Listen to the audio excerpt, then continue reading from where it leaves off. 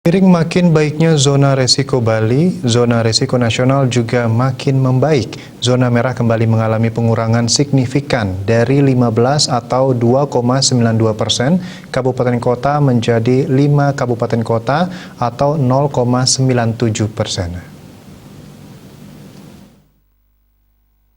Sementara itu, zona risiko sedang atau oranye mengalami penurunan dari 294 kabupaten kota atau 57,20% menjadi 181 kabupaten kota atau 35,21%. Kenaikan signifikan terjadi pada zona risiko rendah atau kuning dari 204 atau 39,69% menjadi 327 kabupaten kota atau 63,62%. Zona hijau atau tak ada kasus masih tetap 1 kabupaten kota atau 0,19% dan zona hijau tak terdampak tetap tidak ada atau 0%.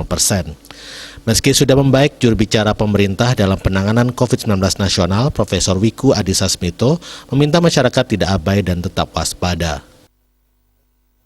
Namun demikian, pemerintah meminta kepada masyarakat agar tetap bijaksana dalam menyikapi perkembangan pandemi COVID-19 yang cukup positif ini. Penting untuk diingat, masih ada potensi kenaikan kasus apabila kita tidak bijaksana menyikapi masa-masa ini.